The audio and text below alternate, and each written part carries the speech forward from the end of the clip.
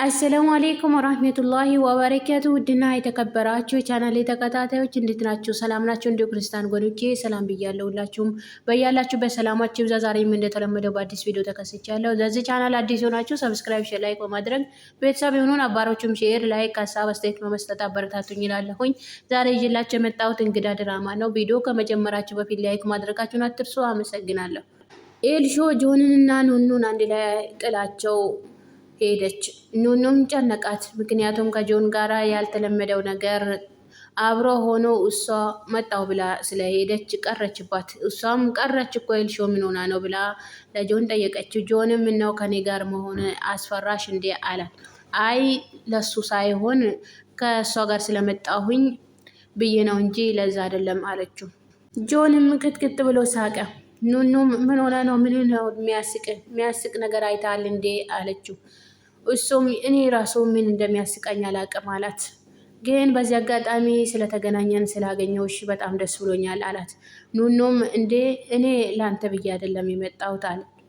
አዎ አውቃለሁኝ፣ ይሄንማ ግን አጋጣሚውን በጣም ወድጀዋለሁ። ስለዚህ እንኳንም ተገናኘን ለማለት ያህል ነው አላት።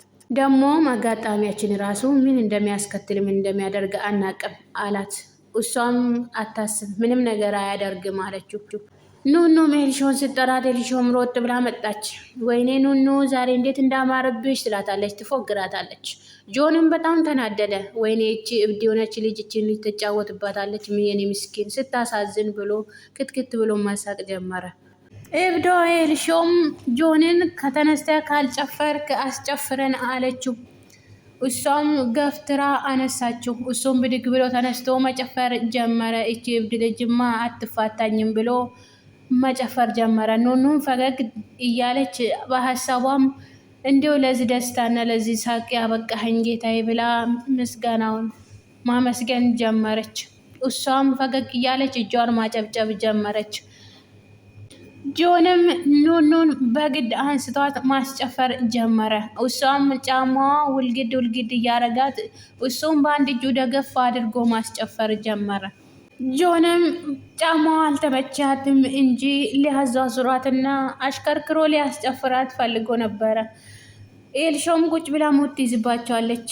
ተጠምጥማም እየሳቀች እጇን ታጨበጭባለች። እነሱም መጨፈራቸውን ቀጠሉ። ጆንም ለምን እሷን ይቅርባታል ብሎ ኤልሾንም ብድግ አድርጎ አነሳት። አብሮም መጨፈር ጀመሩ። ኤልሾም ሳቋን እየሳቀች ጭፈራውን ለማበላሸት ወይም ላለማበላሸት ሞክራ ጭፈራቸውን አብረው ቀጠሉ። ኢትዬ ለንም ለመሲ ክኒኒውን በግድ ካልዋድሽ አሞኛል ብለሻል፣ ማወጥ አለብሽ እንዲሻልሽ፣ እንዲሁም ከትንሽ ቆይተሽ ሊያምሽ ስለሚችል ብላ በግድ ክኒኒ ሰጠቻት። መሲም ልትውጥ አልፈለገችም ነበረ። ውሃ እመጣለሁ ብላ ብታረሳሳትም እሷ እምቢ አለቻት። በግድ ውሃ እኔ ጋ አለ ብላ ውሃ ከፍታ ሰጠቻት። ኪኒኒውን ሰጠቻት። ኪኒኒውን ውጣ ግን እሷ በምላሷ ውስጥ ይዘዋለች። መሲ አልዋጥሽውም ብላ እሷም አላመነችም። አፍሽን ከፍተሽ ማሳየት አለብሽ ብላ አፏን ከፍታ አየቻት። እሷም እንደዋጠች ስታረጋግጥ በቃ ውጪ ከዚህ አሁን ሂጂና ተኚ ሂጂ አለቻት።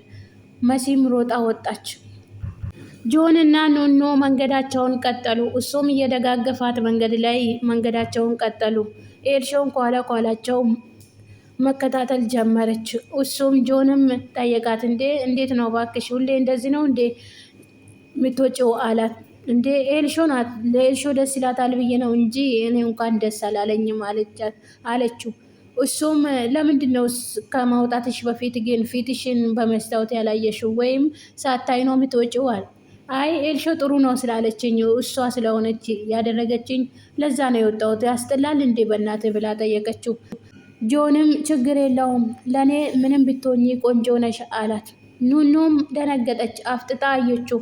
ምን ማለት ነው ማለት ብላ ጠየቀችው። ጆንም አደነቃት። በቃ በጣም ደስ የምትይ ጥሩ ልጅ ነሽ፣ ደግሞ በጣም ቆንጆ ነሽ፣ በጣም ታምሪያለሽ አላት። እሷም ደነገጠች። ሁለተኛ እንደዚያ እንዳትለኝ አለችው።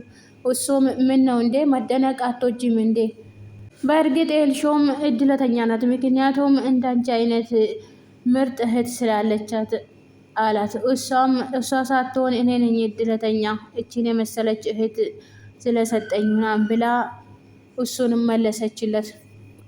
እሱም የኤልሾ የውስጧን ሁሉ ነገር ስለሚያውቅ ኤልሾን የማታደርግሽ የማትሰጥሽን ቦታ ዋሽተሽ ለእኔ ማሳመን አይጠበቅብሽም አላት።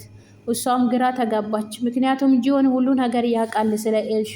ኤልሾ ያላትን አመለካከት ኑኑን ምን ለማድረግ እንደምትፈልግ እንዲሁም ኑኑን ለማሳገድ ልታሰቃያት ስለምትፈልግ እሱም አስረግጦ ያውቃል። ኑኑም ምን ማለት ነው እንዴ? ኤልሾ እኮ እህቴ ናት አለችው። እሱም ስለ እሷ ጥሩ ናት እያልሽ ራስሽ ወደ እሷ እየቀረብሽ ራስሽን እንዳትጎጂ ራስሽን ጠብቂ። እኔ አስረግጬ ስለማውቃት ነው ስለ እሷ ልነግርሽም የፈለግኩት አላት። ኑኑም አይ እንግዲህ በቃ እኔ ወሬ አታብዛብኝ የራሴ ጉዳይ ብላ መንገዷን ቀጠለች። ኤልሾም የምታስበው ሌላ ነው። ሌላ ጉድ እንድታመጣ ነው የምትፈልገው። አዶኒና ወንድሜ ቤሎል ይሄንን ጉድማ ማየት አለባቸው ብላ ወሰነች። ተደብቄ ሄጄማ እነሱን ይዤ መውጣት አለብኝ ብላ ማቀደች። ምክንያቱም ቤሎልም ይወዳታል ኑኑ አዶኒም ስለሚወዳት ከሱ ጋር ከጆን ጋር አብሮ እንዳሉ እንዲያያቸውና እንዲያዩ ስለምትፈልግ ቀድሜ ቤት ሄጄ እነሱን ይዤ መውጣት አለብኝ ብላ መሯሯጥ ጀመረች። መሲም የዋጠችው ኪኒኒውን አስታውካ አወጣችው። በጣም በግድ እሷ ስላስገደደቻት እና ምን ታደርገኛለች ብላ ፈርታት ስለነበረ ነው እንጂ የዋጠችው እሷ ፍላጎቷ አልነበረም። መሲም ወደ ራሷ ተመልሳ ፈጣሪዋን ማመስገን ጀመረች። ምክንያቱም ኪኒኒውን ስላልዋጠችው እና ከዋጠች በኋላ የሆነ ነገር አስባ እንደሰጠቻት እና የሆነ ነገር እንዳለበት ስለምታውቅ ፈጣሪዬ ስላተረፍከኝ አመሰግናለሁ ብላ መማጸን ጀመረች። በጣምም ደነገጠች። ምክንያቱም ሌላ ጊዜም እንደምትከታተላት እና መድኃኒት እንዲሰጣት ወይም ደግሞ በምግብ ጋር ተቀላቅሎ እንዲሰጣት እንድትበላ ስለምትፈልግ ከዚህ በፊት ታዱ ነግራት ነበረ። እንዲሁም ለታዱ ስጪያት ትብላ ብላ የሆነ ጊዜ መድኃኒት ሰጣት ነበረ። ከምግብ ጋር ቀላቅለሽ ስሪ፣ እኔ ጓደኛሽ ስለሆንኩኝ ግን ይህን ሊሰጥሽ አልችልም ብላ ታዱም ደብቃባት ነበረ። ያንንም ምስጢር ለመሲ ለጓደኛዋ ነግራት ነበረ። ያንን ሁሉ አስጠንቅቃ ስለምታውቅ እንዲሁም ደግሞ የእትዬ ሄለን ክፋት አስጠንቅቃ ስለምታውቅ መሲም በጣም ፈርታ ነበረ። ኪኒኒው ምን የተመለከተ ነው? ምን ያስመለከተ ነው ይሁን? ምን ልታደርገኝ ነው እሷ? እንዲሁም የእሷ አልፎ ተርፎ ወንድሞቿን የሆነ ነገር ታረግብኛለች። ወንድሞች የሆነ ነገር ይሆናሉ። ሲወጡ ሲገቡ ከነሱ ጋር እንዳይሆኑ ወይም ደግሞ እሷ ጠርታቸው ይዛቸው እንዳትወጣ በጣም ትጠባበቃለች። ምክንያቱም ተንኮሏን ስለምታውቅ ማለት ነው። ለዛም ሆኖ እሷም በጣም ደንግጣ ነበረ። ኪኒኒውን ለምን ዋጥኩት ምን ይሁን ብላ በመሀልም ኪኒኒውን ተፍተዋለች። መሲም ተርፋለች።